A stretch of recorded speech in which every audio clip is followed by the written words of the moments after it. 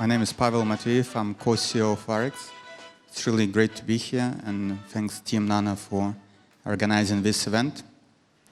So we have, I think, slightly less than 30 minutes.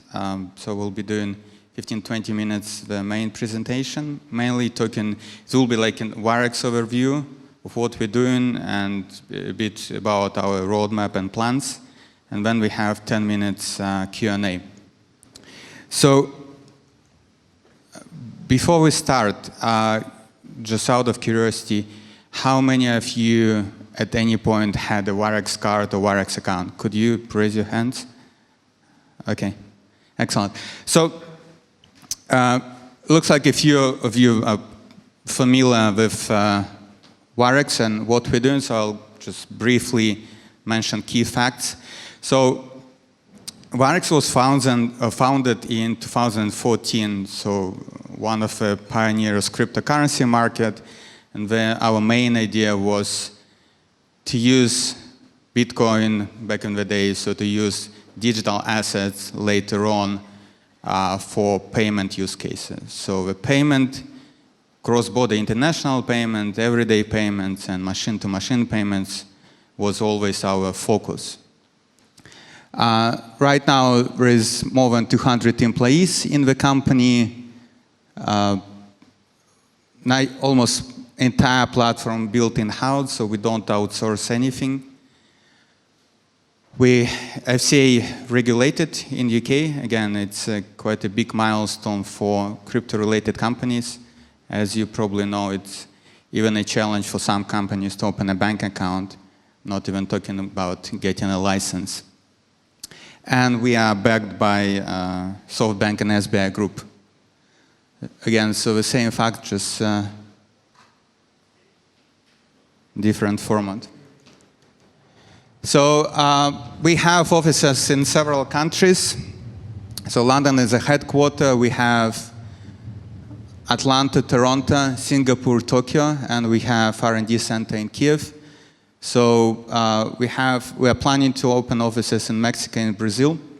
So usually people ask me, like, why you have office in Tokyo, why you have office in Singapore, but it actually highlights where we're planning to expand. And again, I have a separate slide about this, but right now we have 2.5 million customers, retail customers, and 5,000 corporate customers. Most of our customers, active customers right now in Europe and Asia. So we're planning to launch in Asia and North America quite soon, but again, I'll come back to this point just in a minute. So let's talk about what we're doing, but just before I talk about the product itself, I just wanted to highlight a few things about our vision. So as I mentioned, we started a company with a vision to bring digital assets into mainstream or mass adoption in a payment space. So the payment space was always our focus. Again, everyday payments, cross-border international payments, and we do believe machine-to-machine payments will be quite big industry in very near future. Again, so if you're familiar with machine-to-machine payments, by 2020 there will be 25 billion of connected devices. So connected devices basically means the device connected to the internet. Smartphone, smart TV, smart parking meter, whatever. So everybody understands, okay, all these devices, they need to do microtransactions at some point. And unfortunately, you can't do it with traditional banking instruments. We also big believers in a token economy, and we do believe there will be thousands of digital assets in very near future. Again, there are different assets, there are more than 200 tokens right now, but we believe that with all these assets, they can be used for transfer value and payment. At the same time, our approach is quite pragmatic. We understand that most of the tokens, most of the digital assets, at its current state can't exist on its own. So they need some sort of integration into existing banking or payment infrastructure, into legacy infrastructure. So it's kind of the first step towards token economy and fully digital economy, and fully digital payments.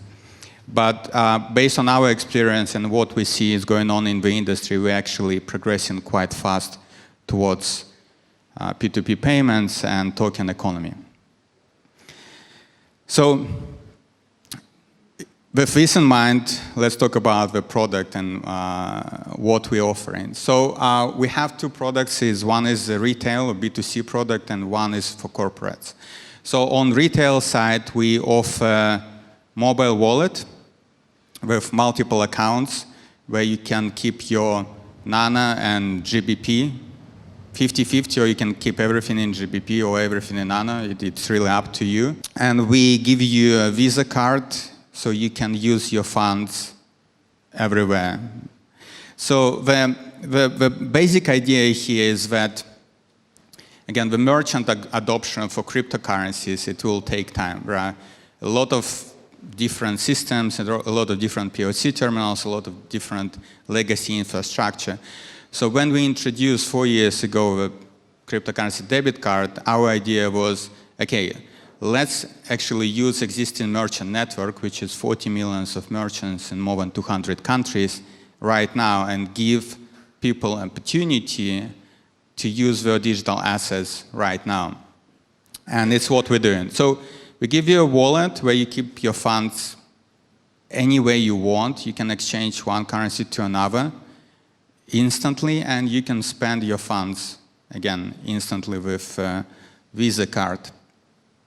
We have again, the platform became much more sophisticated from the first time we launched, like 4 years ago.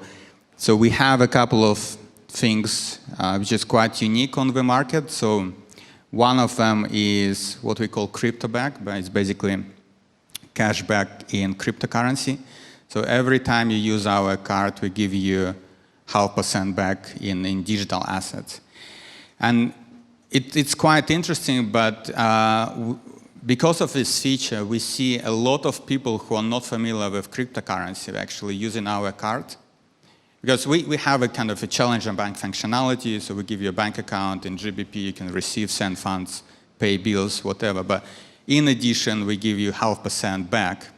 And what we see that a lot of people who are afraid of cryptocurrency, not familiar with it all, they use our cards because they can get cryptocurrency without buying cryptocurrency. So in our sense, this is a quite interesting way how we actually acquire new customers who are not really familiar with digital assets, right? For a retail product, it's quite important because cryptocurrency industry is growing, big and bigger audience is growing, but it's still relatively small industry compared to the mass market. So for us, it's a kind of hook for kind of customers, like general crowd. We also the only company who give access to OTC rates. So OTC stands for over-the-counter market. As you probably know, the volume which goes through over-the-counter market is much higher than volume traded on exchanges. So different kind of reports, but from 80 to 90% are traded on OTC market. And depends on the currency pair, true, but it's in general quite bigger market than an exchanges. And on OTC market, you can usually get very good price, but it's only available to institutional investors, so big traders. Again, there are different OTC trading desks, but usually the ticket starts from 100 to 200K per order. Because of our volume, we can have access to all these OTC rates and over-the-counter market, and we give it to retail customers. Again, nobody right now is doing this, so it's another competitive advantage. In addition, we obviously support multiple fiat currencies, around 26 currencies, and we support Nano as well. Again, Nano is actually one of our top currencies. On B2B side, or on corporate side, we have kind of similar solution, but mainly focus on businesses. And just before I go through the feature list, I'd like to explain you the kind of idea and why we actually introduced this product in the first place. So when we started in 2014, it was almost impossible to open a bank account in UK. I think when we started, we were talking to 15 different banks to open a bank account for expenses. So it was a challenge. As kind of industry were progressing and becoming bigger, these challenges, they kind of disappear, but it's still a challenge to get access to banking infrastructure, to get access to a good interbank FX rates, or to open bank accounts in more than 26 currencies. As we were building our retail product, we realized that, look, we integrated with 10 exchanges, with 3 OTC brokers, with multiple banks, and the card processing. And we realized that if we can package this in a product and we give access to corporates, we actually can help with cryptocurrency adoption in general and can solve a lot of pain points for businesses. So it's called Wirex Business. So main focus is corporates, SMEs, who is dealing with digital assets or traditional FX. Again, there are no similar solution on the market in the world right now who give you access corporate bank accounts in 26 currencies with digital assets, OTC interbank rates. It's quite interesting freemium pricing model. So if you're doing a low volume, you get everything for free. We don't charge anything. As you progress, you can pay subscription fee if you need a higher limits, for example. Again, it's very affordable. It's much cheaper than all the big banks charging you, and you don't need to do a lot of integration. So it's kind of one-stop solution. So you have a corporate accounts, you have digital assets, Nano wallet, you have exchange, instant exchange one to another, because we plugged into OTC rates, so liquidity pool is quite deep. So you can exchange $10, so you can exchange 5 million. It's fine. We have enough liquidity. And onboarding is quite fast as well compared to traditional banking, which may take, I don't know, weeks, months, sometimes if we're talking about big banks like HSBC or Barclays. So in our case, it's rather a couple of days rather than a couple of weeks. So this product is quite new. We launched it, I think, a couple of months ago. In the first week, we've got 5,000 applicants from cryptocurrency businesses without any marketing. So yeah, it's doing well, and we keep adding new features. So if you have a cryptocurrency business, it's probably a solution you're looking for. So let's talk about plans and roadmap. So this is our projection in terms of the client base. So right now we have 2.5 million registered customers. We're planning to have, and as you can see, we were kind of doubling our client base every year from the first year. So the plan for this year is to have 5 million and 25 million in a couple of years. On B2B side, again, it's progressing quite well. The numbers is a bit outdated, so you see like 100 clients there. But corporates is a different product, but we do believe there will be quite nice progress there given the low competition and competitive advantages we have. So this is kind of our roadmap, but we have kind of two streams how we planning to grow. So one is geographical expansion. So we're planning to launch Asia Pacific. There are 8 countries in Asia Pacific and North America within a couple of months. So in Asia Pacific, for example, we spent 1.5 years for set up in banking relationship, visa approvals, and all these sort of things. So we're actually testing cards right now. The same in the US and Canada. So once we launch card in these markets, it will be available for Nano community, and which is quite relevant, I think, for this audience and for this meeting. We also planning to launch Japan in later this year. Japan is a very interesting market. Again, if you're interested in licensing in Japan, you can ask me on Q&A. But we've been in Japan for 3 years.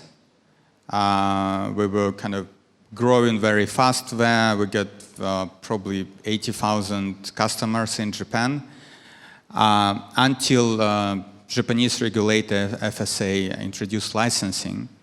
The thing with licensing, it was very friendly to local companies because they had a grandfather clause which allowed 16 exchanges to operate without licenses. But the only requirement was that the business had to be incorporated in Japan.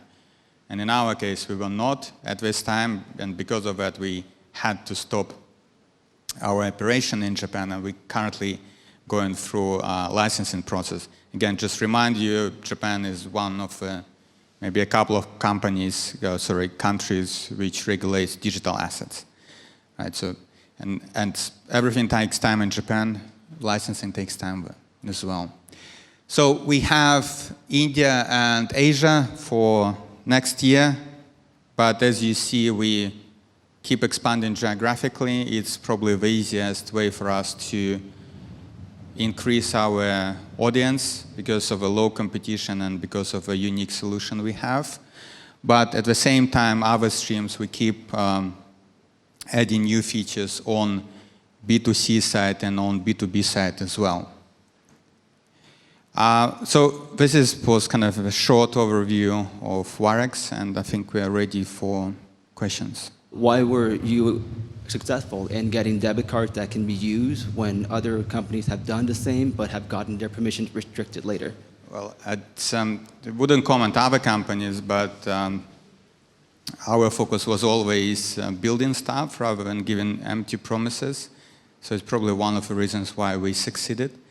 In terms of the requirements for getting a Visa card, so there are a couple of ways how you can get access to a Visa card. So one, you can work with a partner who has a licensing or Visa licensing as well.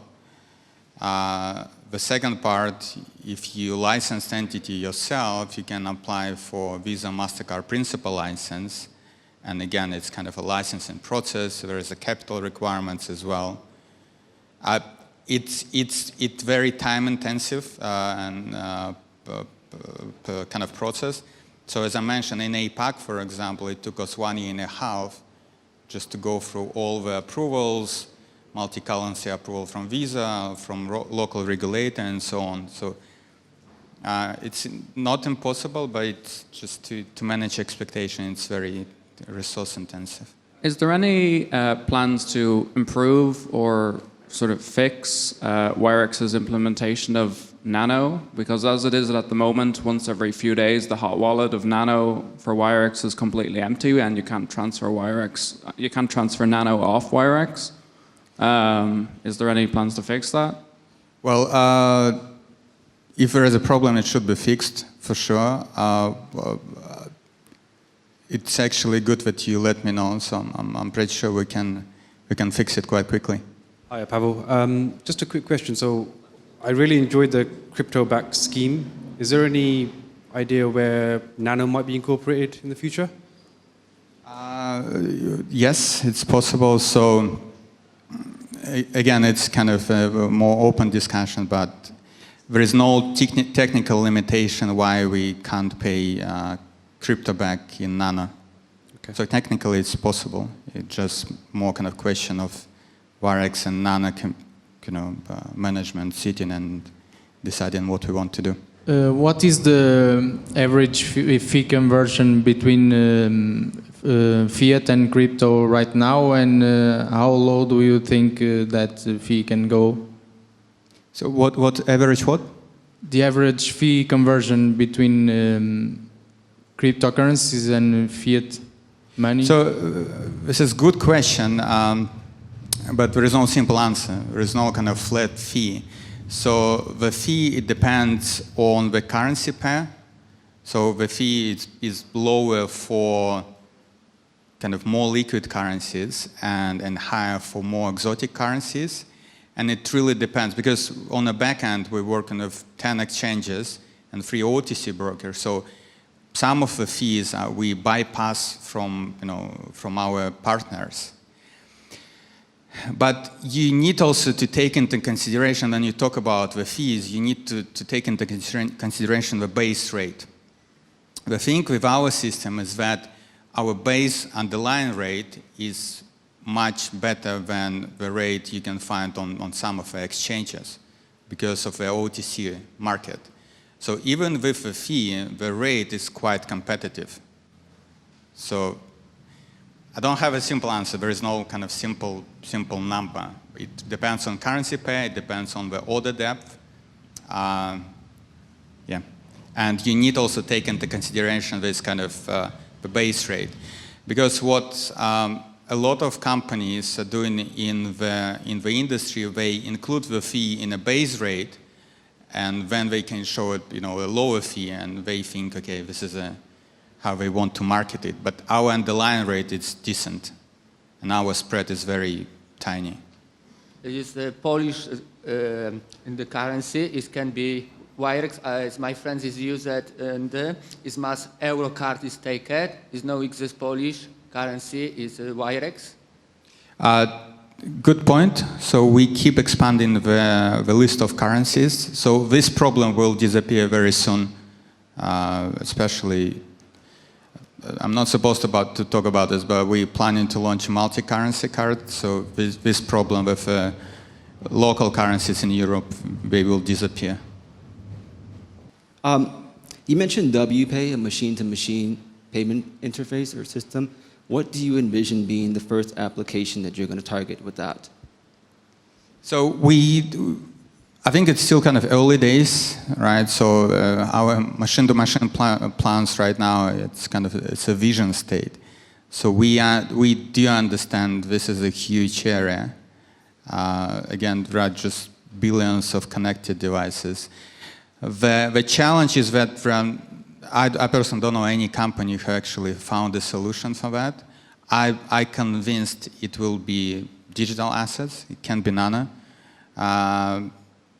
But again, we do believe it's a huge area, and we're just trying to find a way how we want to be integrated into it. We don't have a solution right now for M2M. Thank you. Great. Thank you very much.